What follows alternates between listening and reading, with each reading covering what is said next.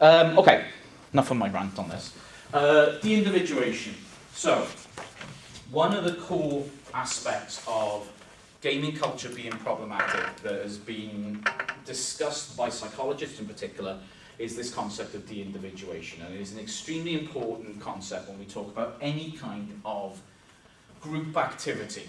Now, yesterday, Jordan and I went to football, right? And Jordan, you would have observed grown men acting like infants, making obscene hand gestures at other grown men acting like infants, under the cover of being dressed in a particular way, being around others that act in that way.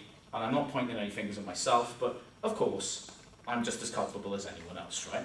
And indeed, although Jordan looks angelic, she was giving it large, all right? I can assure you. That's why she's got a sore voice this morning, because she was at it. So, true, isn't it?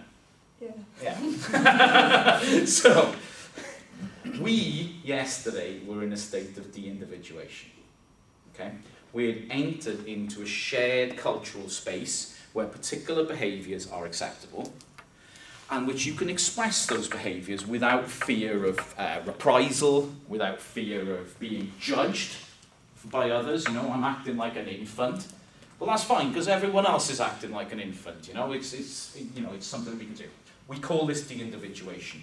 We lose core parts of our identity itself. They fade into the background. If you think of like Irving Goffman's idea of front stage and backstage for identity, core parts of what we would usually present as our front stage recede into the background to be replaced by a set of behaviours that we might not always exhibit. That's not to say they're not part of our psychological makeup, but they are things that we might well keep a lid on at some points, or indeed that we don't actually believe in anyway, but we're performing in order to fit into a particular group at that point in time.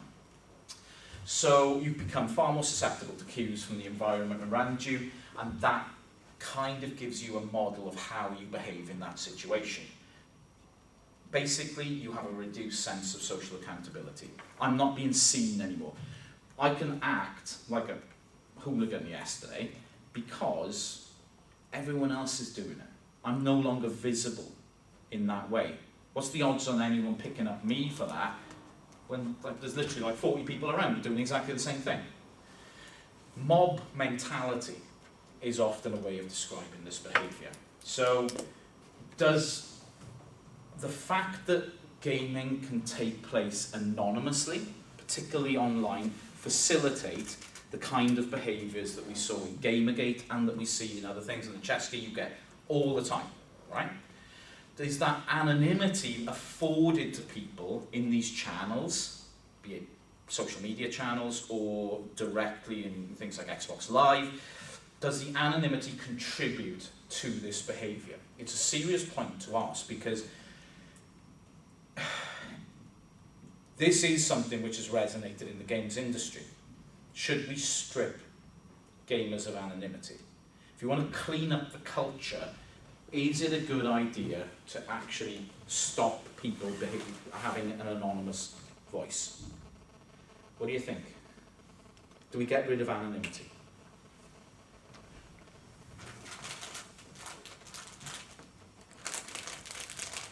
Basically, if you're anonymous, you get rid of any repercussions for your behaviour. So, if we want repercussions, do we have to stop people being anonymous? I feel like there needs to be an element of it. So, for example, when you sign up for your PlayStation Plus or whatever it is you've got, they have your details, even if you still use a screen name. Because I think there's still an element of, until things change, there's a protection to being anonymous as well. Like, I would do online gaming because my name is inherently female. I would like the option to disguise myself as a man whilst... Now then. Do you know what I mean? Like, to lean on that. That's interesting. Do you do this? I just call myself Cheska. So. Okay. I just think it'd be highly amusing if you were going online and I would ask you to do the voice.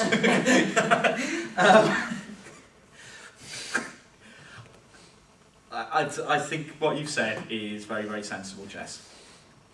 Is there a danger that if you do that, you become de-individuated and desensitized to the discourses around women gamers in this context?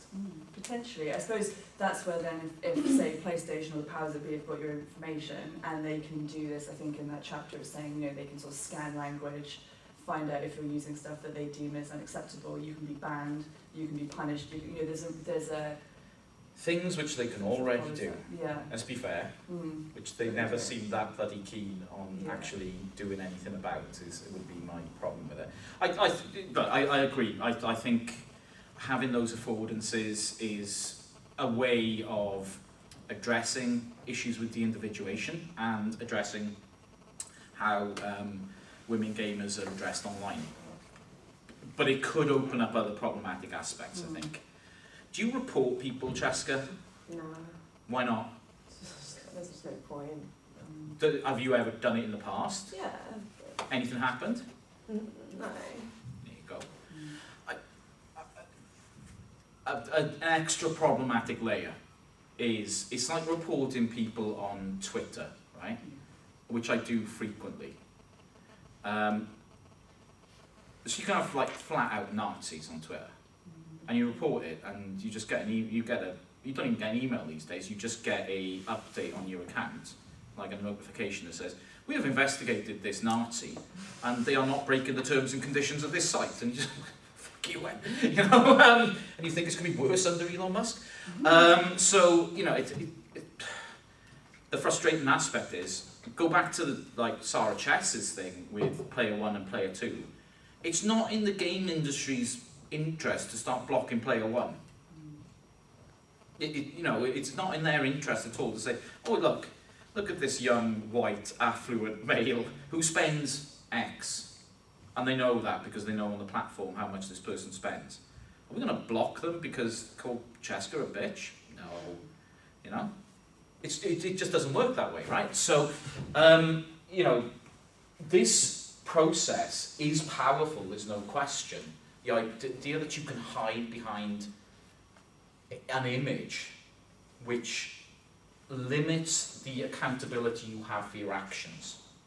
And again, this is something that happens all the time, right? And, you know, you might think it's flippant, but this happens, right? We experience this as football fans. We experience it in all sorts of ways. We used to do it all the time at school, right? It's like our school assemblies were chaotic in my school, because everyone was in the same place. So you could literally cause fucking carnage, because responsibility is diffused across the room. And in any circumstances where you have a diffusion of responsibility in that way, you can get away with murder. You know, I used to go to like festivals when I was younger. You might find that difficult to believe, but I did. Act like a complete twat very often, like, you know, I'd get absolutely steaming, start diving into tents and what have you, you know, and, you know, chucking bottles of piss at Daphne and Celeste when they played Reading. That was valid, alright, that was more than valid, they were dreadful. And they're hardly the only act that I ever did that to either. Would I do that normally? Shut up, you.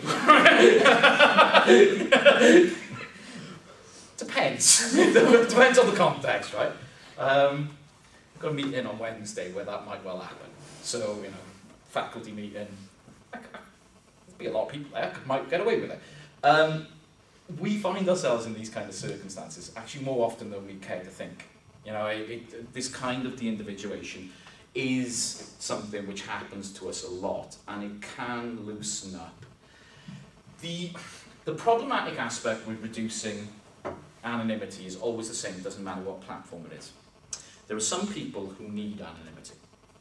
Right? Now, there's some people who play on these platforms who may not be engaging in this kind of behaviour, but require anonymity because their identity itself is problematic in terms of that platform.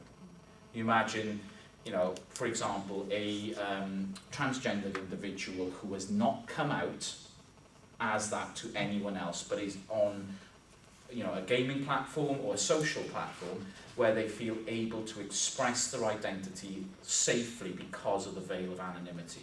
You take anonymity out and all of a sudden these people who've got a very positive function for anonymity can't have that function anymore. And that can be really, really problematic when you do that. And when you have broad sort of ways of correcting a certain type of behaviour by wiping everything out, inevitably there are losers to that as well. And so combating de-individuation is a really, really difficult thing. I'd far prefer education, and start to talk to people about their conduct in this way. It's basically, though, all de-individuation is focused around this idea of in-groups and out-groups. A de-individuated individual belongs to a particular in-group, just like me and Jordan yesterday, Swansea fans, and there is an out-group, those six-fingered pricks from up the road, right? So, see, it's not even worn off. This, I don't know if you saw it before last week. This was amazing. Somebody put a tweet out, right, of like Cardiff City's online shop with the gloves, and they photoshopped in extra fingers on the gloves. Right? This went viral last week, and it's just like... Anyway, we adopt in-group and out-group behaviours. We identify with a particular in-group, and we strongly identify against the other group in order... for what? This is interesting. I mean, why do we do this? What does it give us? Power. There's definitely an element of power in it. We feel a sense of empowerment by being on a particular side and identifying strongly with those on that side. And that power is rooted in a belittling of the other. Now, if you're in a environment where power resides in being male and having a set of toxic male characteristics which you need to accentuate in order to show that you are part of the in-group, then how are you going to show that? By behaving in a misogynistic fashion. It's a very simple dynamic, right? But it's understandable why that dynamic exists. That doesn't condone it in any way, shape or form, but we can at least understand how that happens. Now, identification, therefore, as a particular kind of gamer, as delineated by the industry itself, remember, therefore can be really, really problematic. You can very easily, if you design games for a certain group of people, you have, to go back to last week, the procedural rhetoric of games is for a particular group in society and therefore accentuates a particular set of cultural ideas. You are almost instantly creating an in-group dynamic. I am this person, I belong to these people. And therefore, how am I going to show my belonging? How am I going to illustrate that? How am I going to exemplify it? By behaving in that way. So it's psychologically, the process of getting to this is actually pretty straightforward. What we should argue, and this is all, I'm not going to go through this very much because I've just scalped loads of Jamie's chapter here, which is useful if you haven't read it, and you can pick out some of the stuff. Is antisocial lunatic our default setting once we feel we're anonymous? No, it's not. That's not how de-individuation and anonymity works. We don't, as soon as I go into a situation where I'm kind of faceless, I don't instantly start, behaving like a lunatic. And that doesn't happen to any of us. It's the context which then becomes important. What kind of group are we in? What kind of group norms are there? What kind of communication norms are there? What kind of culture exists between people in that group and between that group and other groups itself? All of those factors then become important in discerning what kind of behavioural characteristics we're going to show. And part of the debate about gamer culture kind of misses that nuance. You can be de-individuated in a game community But if that game community is good, then the outcomes of it can be really positive. You know, it doesn't have to be confrontational. There can be a lot of, you know, for Overwatch, there are good groups. You know, there are people that you can get on with. It's not all toxicity, just 95%. You know, it's fine. That doesn't make it sound any better. So, I've just got a load of context on Anita Sarkeesian here, because I think she's a very good exemplification of this. Anita Sarkeesian is a really, somebody I think should be really respected in terms of games culture. She does a lot of research about video games and video games culture. She looks very closely at the representation of, and more than representation of, the meaning of women in games, be that characters and also women as gamers. And she gets absolutely slaughtered all the time, because that's what she's looking at. She is deliberately positioning herself, and it is a deliberate thing as well, she is deliberately positioning herself as other. Here's the in-group, and I'm the out-group. And because of that, she is a continual source of just absolutely eviscerating bile. Her website's really useful. Feminist Frequency, a lot of interesting stuff on there, really interesting. And some of the stuff she writes about, you know, it's a point that I've already made, putting a bow on Miss Pac-Man, you know, that's how female video game characters are created, basically. They do exactly the same thing as the male characters. You know, like I said, I'm playing Far Cry 6 at the moment. I've played just about every game in that series. I don't think I ever played Far Cry 2. Main character is female, so I'm playing as a female character. I mean, I'm not. The character is exactly the same as the male character from Far Cry 5, Far Cry 4, Far Cry 3. So it's identical. There is nothing about how this character plays that is any different to any of the others. So what is the point? You know, there's an opportunity here to explore something. When you say it's representation though, because as a female, I like that there are female avatars I can play as, and I like that they aren't different, because I don't think it's the setting. So if I'm in a world of zombies or whatever, why would I act any differently to a male? I would still pick up a gun, I would still do the same thing. Sure. But it's feeling like I am included and I'm not totally othered. I mean, I will yield to that point. That is, you know, that sounds very much like a sensible point to me. My only counter to it would be, if you negate the differences between men and women, you negate perhaps the strengths that women have, as opposed to the strengths that men have. And I just think sometimes when there's a female avatar in a game, and it plays exactly the same as a male avatar, what's problematic there is that it ignores the fact that women have abilities that men don't, which could be part of the gaming mechanic and could perform a really important role in terms of what we're talking about here. I certainly understand the idea that, you know, having that form of identification with a character is important, and, you know, can women do the same things as men? Yes, of course they can, but women can also do different things to men, you know, and it's often, you never see that, because guess who's making the game, you know, and again, there's a problematic route there. Most female characters are written by men,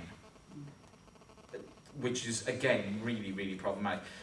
What bugs me about this Far Cry game in particular is this woman has no journey. The characters in previous Far Cry games had some kind of character arc. You know, they changed as characters. This character literally has no journey whatsoever. Why? Because men can't ride women. I say that's almost even worse than being a carbon copy. I think it is. It's that saying sense, like, yeah. oh, women don't know. Yeah, You know. it's basically like, well, I don't know what women are like. Yeah. Do you know? So just ask one. You know, that'd be a really good start. You know. So do you know Zero Horizon Dawn? Yeah. Zero Dawn, whatever it's called. And you know that, so there's that character called Aloy, the female protagonist, like, she's like a really cool, badass looking woman that's wearing like proper hunter gear, like you can't see her boobs, whatever. But then the community got so angry because it's so You can't next see her gen. boobs? You could see no, but like you could see her paws and the hair on her face, and all these incels were like, oh, it's a hairy woman, she has a beard, but it was just so realistic. You could see her paws. And Basically, they were pissed at like, she was real. 8K gaming, basically. What Yeah, and you know, how dare women have paws I know. And hair. and hair? How? And clothes. God damn it, women! How dare you be women? How dare you not correspond to our standards of beauty? That's ridiculous. Get out. It's just perfect example of what I'm talking about. It's just in particular, any AAA game with a strong female character of any description is going to get that flip, basically, at any point in time. It's like, just as well, nobody plays things like Life is Strange, because they would lose their shit instantly, This is Sarkeesian talking about the aftermath of Gamergate and what it's like to be an outsider in the community, and I just want to draw your attention to this at the bottom. She got invited to give a lecture at Utah State University, which they had to cancel because there wasn't just one, but there were multiple bomb threats sent through that they were going to blow up the university, basically, if they allowed this woman to talk about games. And that's ostensibly what this issue is. If you allow this woman to talk about games, we will blow up this university. So are we all culpable? There are billions of gamers around the world. We do not fit a singular set of stereotypes. I think that's very important to note. Right? This is not just us in this room, who are all different to one another, but there are billions around the world. We are all different to one another. But there is a toxic culture nevertheless. And are we all culpable for it? Well, if we're in the culture, then we have to share some responsibility, no matter how small. And just to back up Cheska's point, finding that in-game chatter using a female voice earned Xbox Live players 3 times as much verbal abuse as using a male voice. That was from 2013. So we're talking nearly 10 years on. I think the 3 times has gone up to a lot more than that at this point. It's like when Xbox Live was really in its infancy as well. Pretty cool. In terms of agency, I want to talk about another aspect of being a gamer, which is often overlooked. So agency, when we're talking about this, gamers don't just play games, we also make them. A game doesn't exist without a player, is an important point to note. If a game is not played, it's not a game. So we are producing games as well as doing this. And the boundary between play and production is actually quite blurry in the video game industry. We play in particular ways, and the industry reacts to that. It will, even for, in particular in the AAA industry, we get constant sort of DLCs and so on that react to what people want, but also how people have played. And patching games now is a huge thing. Games don't finish on release anymore. Game developers look at how people are playing.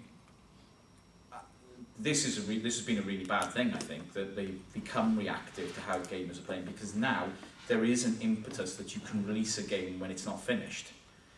And you can simply patch it afterwards, and people will play it, and then they'll go, and you say, don't worry, we've got a patch coming. Well, you've just released a completely incomplete thing that you want me to pay 60 quid for. Screw you. I mean, big Cyberpunk 2077 is the big one for that. But the GTA trilogy for the new generation of consoles, that was horrendous. It was completely broken. And it's like, they wanted 60 quid firstly for 3 games that came out 20 years ago. So that's a bit problematic to begin with. I mean, they should have been like a 5 something like that. And secondly, they released them completely broken and relied on people reporting errors so they could go back and fix it. It's just like, fix it first, man. And people are getting really pissed off with this, I think. We've even got platforms now which rely on us to make games. You know, so Roblox, deeply, deeply problematic platform, is, I don't even know how you classify it. It's not a game, Roblox. It's a platform that allows us to make games on, I think. I think that's the best way of thinking about it. And then exploits us, which is really bad. In terms of co-creation, if you look at how the status of gamers has changed over time, and I wanted to particularly bring in this tier of gamer, do we have any competitive gamers? Anyone who genuinely goes on platforms and competes against others at things? Okay. It's a level of playing video games that I don't understand. It's just like, you're taking this way too seriously. But, that said, I am going to make myself look like a complete dick now and contradict myself. I do this, weirdly, but it's in a really, really specific context. The best sports video game ever made, by far, beyond anything else, is a game called NHL 94. Right? Now, I know nothing about ice hockey. Obviously, I grew up in Swansea. I've never played ice hockey because we don't have an ice hockey rink in Swansea. I did used to skate a lot when I was a kid, and I used to play street hockey, which is kind of similar. But anyway, NHL 94 came out, because it's an EA game, of course it came out in 1993, because that's how they do it. It's still considered like up there as probably one of the best sports games ever made. There is a community of online players who have taken the original source code, made it into an online game, and I do enter NHL 94 tournaments online. And I'm kind of good, but not as good as these Canadian guys who are amazing at it. I usually get my ass kicked after a couple of games. But so I suppose I do esports, but I will say it's on a really low level and with a game that's nearly 30 years old, which I've been playing pretty much all the time over the last 30 years as well. So I should be fairly good at it at this point, definitely. You combine competitive digital gameplay with with broadcast elements. So esports, very, very straightforward. Broadcasting, competition. Find a game that will support these two elements and you have an esport of some kind. Bizarrely, during the first lockdown, I got all the sports channels at home, right? But sport ended. No football, no sport of any kind. And so ESPN, the American sports channel, which you can pick up in the UK, started broadcasting this stuff. I got really into watching it. They had like Madden tournaments and FIFA tournaments and stuff like that. They had nothing else. It was like charging me £10 a month for sport when there was no sport. And so I started watching these sort of it was really disappointing because it's on television. They don't like throw the controller at each other. Or, it's not my experience of playing these games against somebody where you like, they're beating you, so you just give them a dead arm so they can't use the controller anymore. Form of sports where the primary aspects of sport are facilitated by electronic systems. Projected revenues for esports, 1.6 billion by 2023. That makes it a small part of the gaming revenue. You know, it's not huge in terms of gaming revenue, but it is significant in itself. First esports were Doom and Quake. First instances of having competitive gameplay with another player on a broadcast medium date back to the mid-90s. I didn't watch this stuff, both Doom and Quake. I think Doom was 93, Quake is 94 in terms of release. And I just hate to think what it must have been like trying to watch that stuff in the late 90s on a dial-up internet connection. But like you couldn't watch video online anyway because your connection was too slow. And there's these people trying to play Doom online. Who was watching this, you know? But there you are. Yeah, things like competitive Space Invaders. Interestingly, like esports seems to become a big thing over time. The first actual tournaments for game players were in the early 80s, when they used to have Atari tournaments in America. And interesting, the first ever American champion of Space Invaders on an Atari system was a man who became a woman shortly afterwards, which is kind of cool. That story is in the Netflix documentary High School in the first episode, which really nice lady actually, and still kind of plays things to this day as well. Used to get console contests in the 90s as well. In the UK we had a show called Games Master where they would have, which was always really, really funny, because you'd have like this guy who was a journalist or something, games journalist, paid to play games, and then this like really like obnoxious fat kid who he'd whip his ass and the kid would start crying afterwards. It was cruelty on a new level, but I loved it. It's back now, isn't it? It came back. Charlie McDonald is like the head. That's right, yeah. Patrick Moore's dead. Yeah. It came, I don't know if they'll do another one. I watched one episode of it, it really doesn't work anymore, I don't think. But it didn't really work at the time either. But now, esports are intimately linked to cam cultures. There's no question about that. The idea of competitive play and displaying play is, you know, and live streaming and monetization of presence, which has become important in the last 10 years, is the root of this competitive gaming thing. And what I'm trying to get at here is that integration with these mediums, in particular with live streaming, has transformed what it means to be a gamer. Not that all of us will do this, but it gives another contour to what a gamer is. That, you know, having live stream, you know, there's this type of gamer now. And within that, there then becomes new cultural aspects of what gaming actually means to us.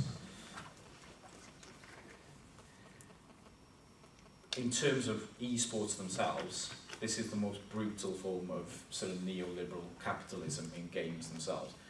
Why? In order to be good at this, in order to be somebody who makes money out of this, what have you got to be?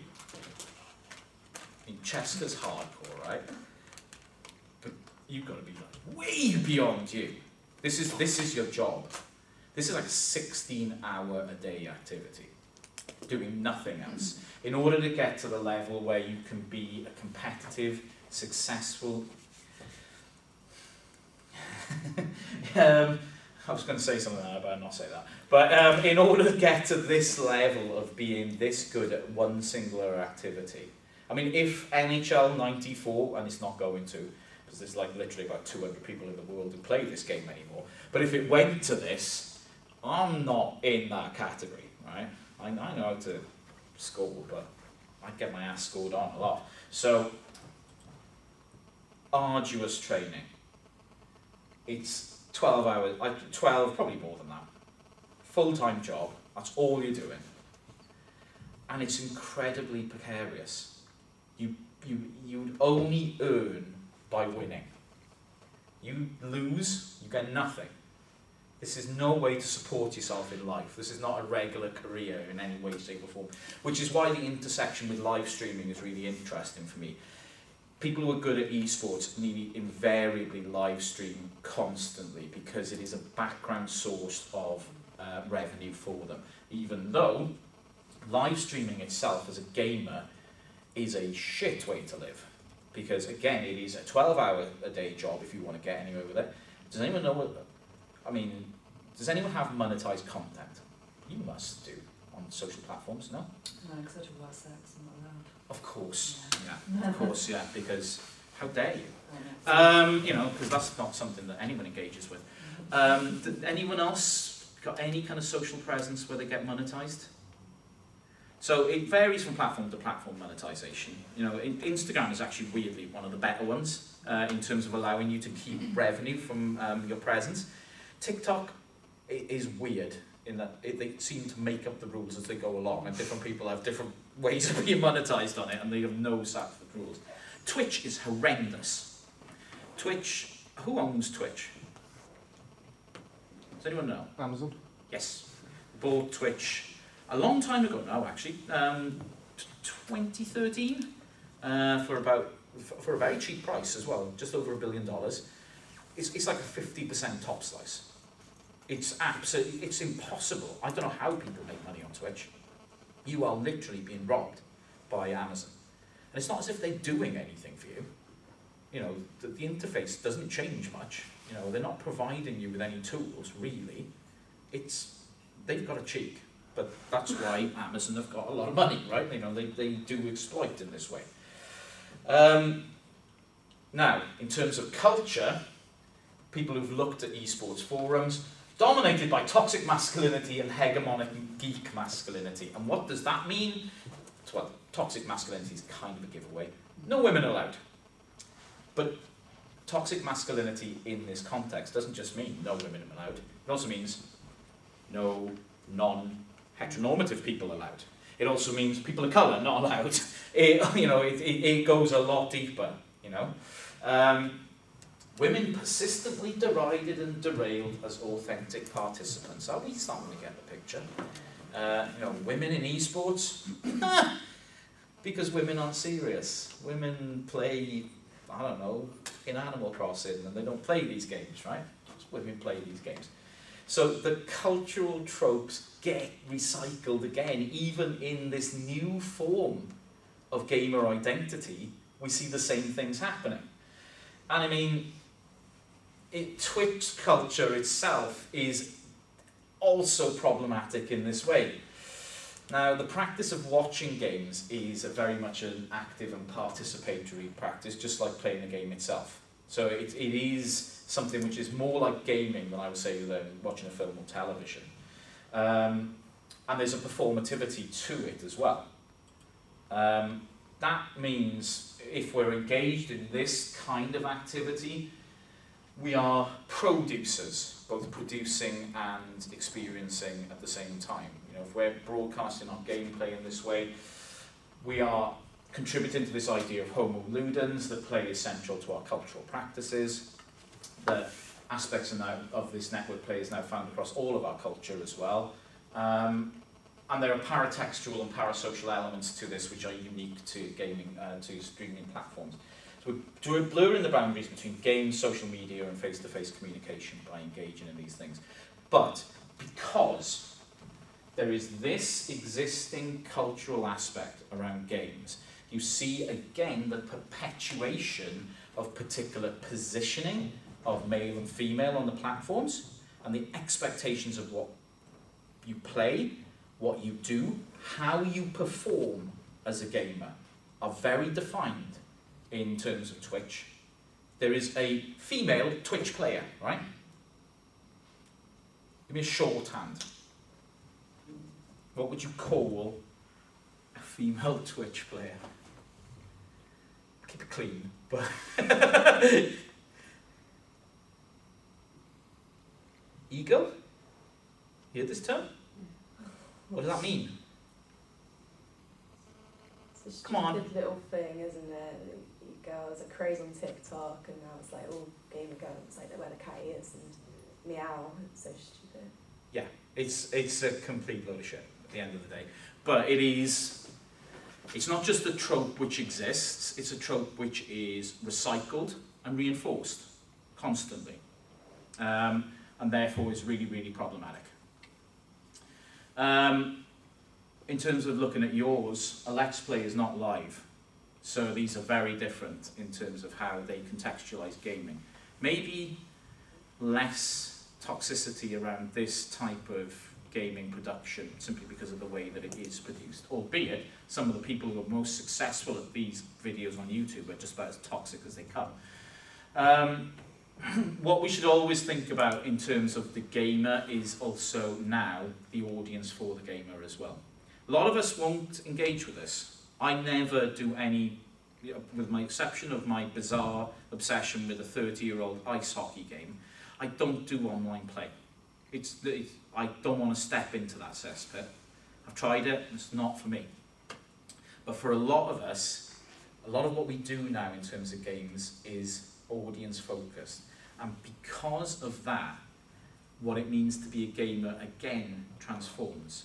If you're projecting your gaming and your gamer identity out to other people, that in itself is going to transform what you think about being a gamer and what then others ascribe to you as being a gamer themselves as well. So this is something you might want to reflect on, is what I'm getting at. Okay, so where are we at? Holy crap! I'm going to finish a lecture on time. Oh yeah, it finally happened, week fucking 4, but I finally did, last week with first years, right? I had to skip about 20 slides. It was like, I looked at my watch, it was, fuck me, what have I been talking about for the last 2 hours? I don't have to talk some shit, man. Now, gamers are complex. There is no such thing as one type of gamer. We're a complex set of identities, complex set of people. The culture, therefore, of gaming itself is important in terms of understanding gamers. And I think more important, the context in which we play is everything. How we play, with whom we play, what we play, how we're linked to other people when we do play, all those things are absolutely fundamental to understanding us as a gamer and how different gamers are. That's the bit that's overlooked in wider culture. When you've got like gamer culture itself, both in terms of the commercialization of gamers, what is marketed to us, but also in terms of the industry itself doesn't even look at this context.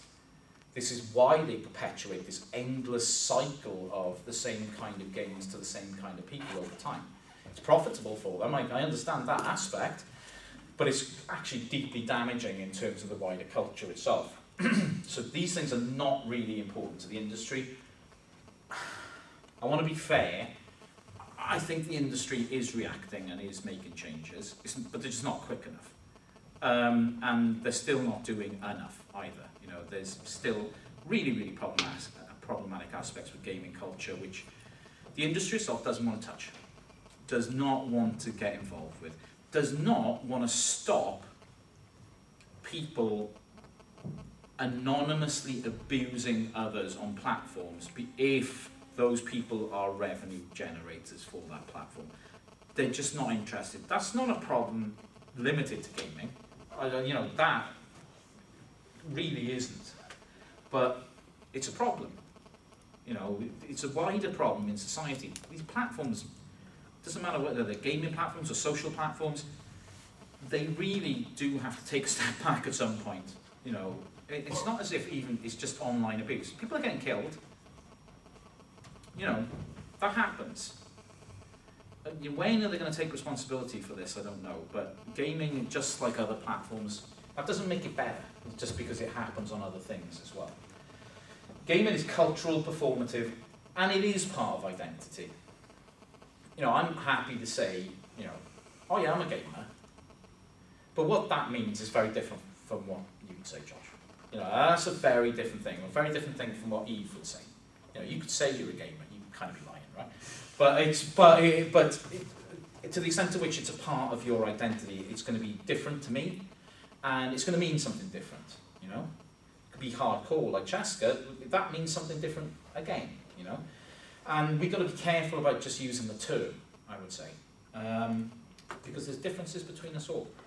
But that doesn't mean we should in-group, out-group people just because we play differently. Be careful around that. Have we got any questions? No? I'm so pleased with myself. Inordinately pleased with myself today. After getting soaked this morning, I'm quite